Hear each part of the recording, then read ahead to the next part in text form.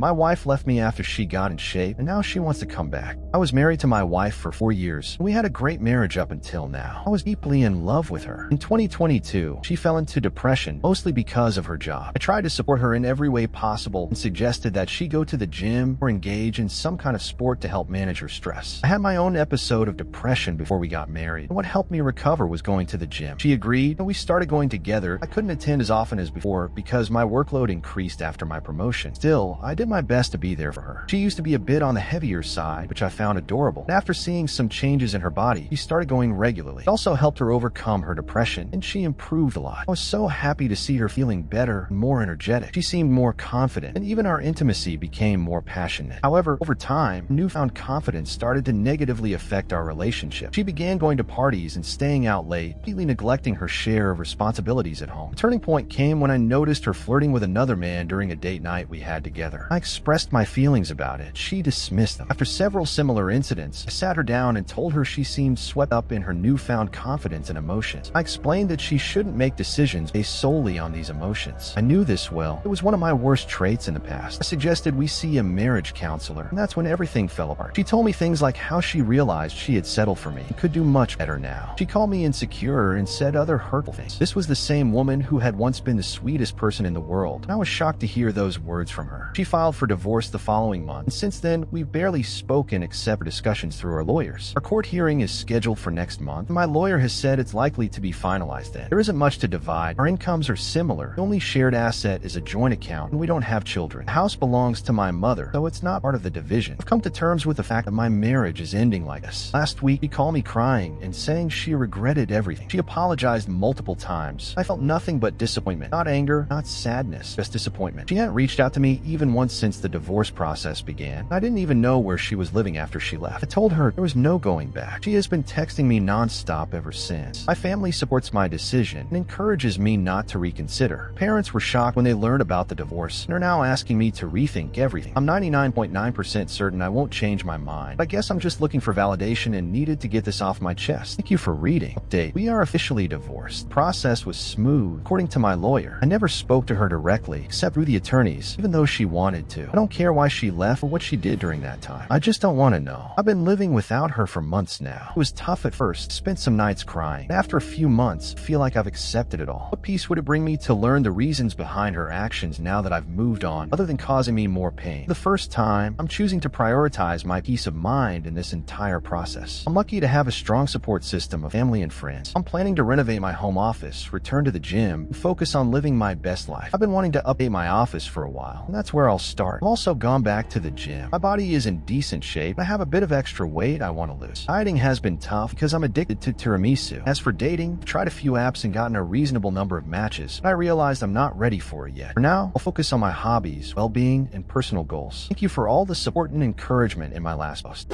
I feel like getting in shape after being out of shape or suddenly making a lot of money can easily corrupt you if you're not careful. The weight loss brought her more attention, which led to a newfound confidence she didn't have before. Unfortunately for her, she decided to abandon everything tied to her old self without thinking things through. I hope OP is better off without all that extra baggage, and I hope his ex stops bothering him and reflects on her own issues. I don't think she fully understands the gravity of what she did or the pain she caused. It's not just about the divorce. It's the lack of accountability, neglecting to contribute at home, betrayal, and dismissing OP's feelings. What she did was a complete mess. The most obvious thing that probably happened is the guy hooked up with her a few times and then moved on to the next one. There's a guy at my gym who does this all the time. Probably 6 different women have quit because they didn't want to be around him anymore, and there are always more women happy to be next. Anytime you hear a woman complain about why men are such pigs or overly pushy about getting them into bed, the answer is because it works. Guys who are gross, pushy, and indifferent to others rarely end up alone unless they choose to. Every time you hear a story about some crazy thing a guy said or did on a first Tinder date after barely chatting, that's the reason. They do it because it works.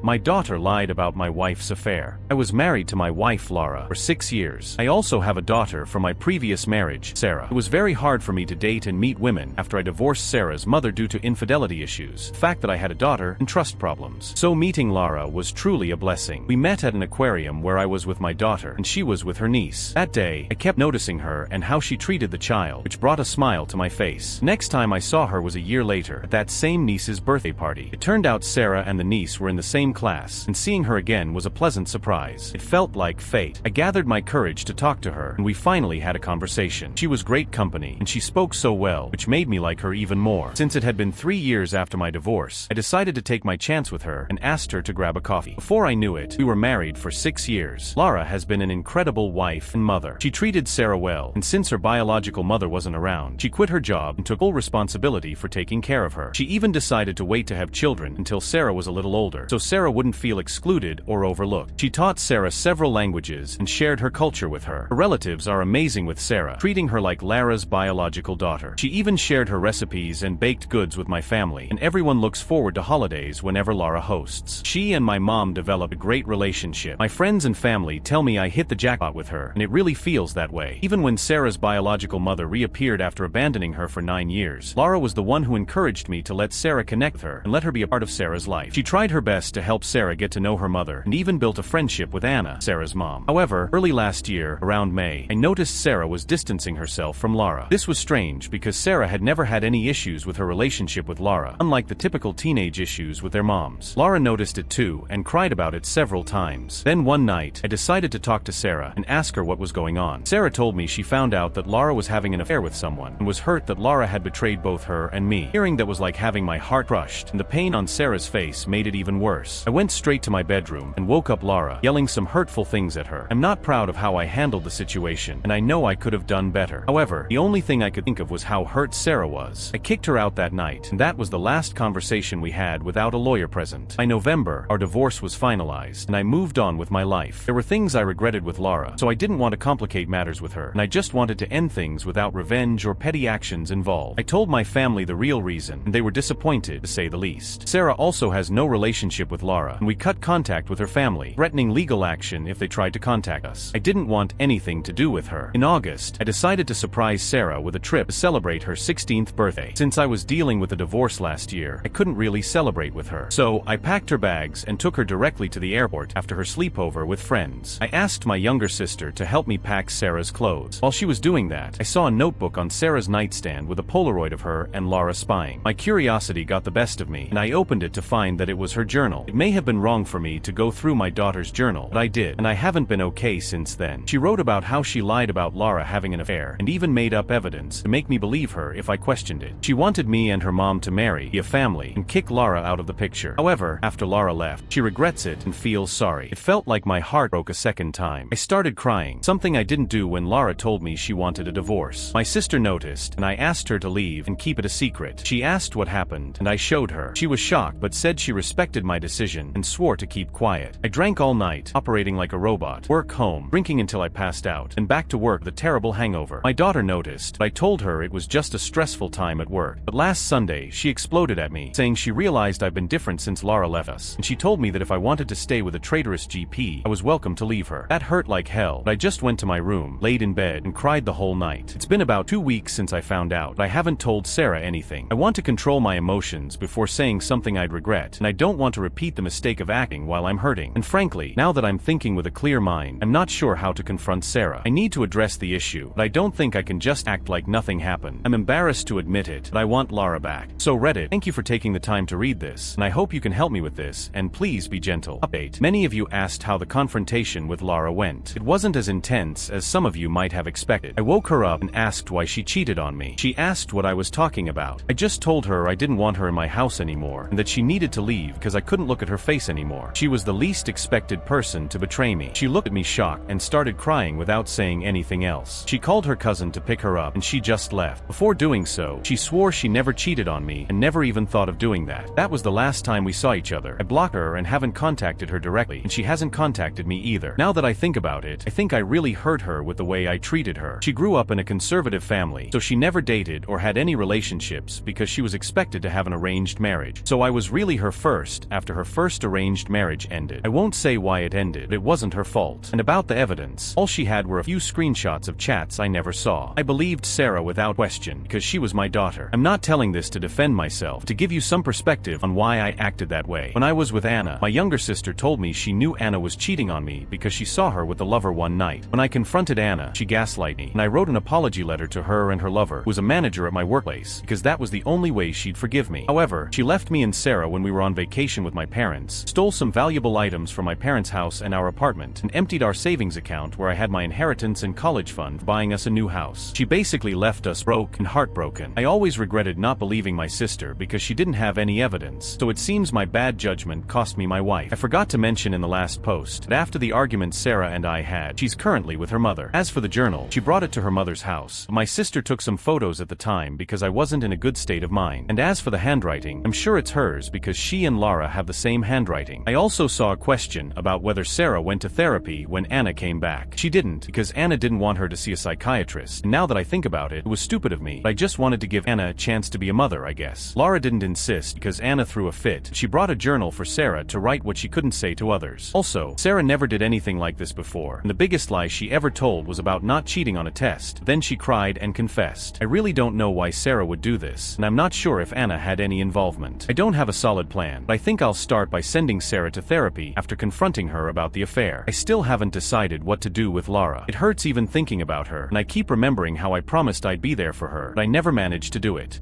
You ruined Lara's reputation. Why haven't you told the truth to everyone now? Because you're a coward and a liar. You chose this poor girl, a decade younger than you, made her a substitute mother, so you wouldn't have to raise your own child, and then destroyed her life. Your first reaction should have been to pick up a phone and tell everyone that Laura was innocent, but you didn't do that. Because, as I said, you're a coward and you don't care about the damage you caused her. You just want your housekeeper and free daycare back, because you don't want to be alone. Laura deserves someone who respects her, trusts her, and doesn't use her like you did. So basically, you've done nothing but complain and feel sorry for yourself. Got it? You ruined Lara's reputation and did nothing to fix it. You're here lamenting about having to confront your lying daughter instead of being a real adult about all this. You need to apologize to Laura, tell the truth to your family, confront your daughter, and give her real consequences for what she did. This is a child you raised. She's the way she is because of your parenting. She learned how and when to manipulate you, probably due to your permissive style of raising her, which stemmed from your wife's abandonment. I feel for you, but you're not doing her any favors by handling her with kid gloves. Fix your mistakes and face your daughter. She's 16, not far from adulthood. You don't have much time to change things. Confront that little brat and hold her accountable for the consequences of her actions. She doesn't care that she destroyed your marriage and hurt a woman who did nothing but love her.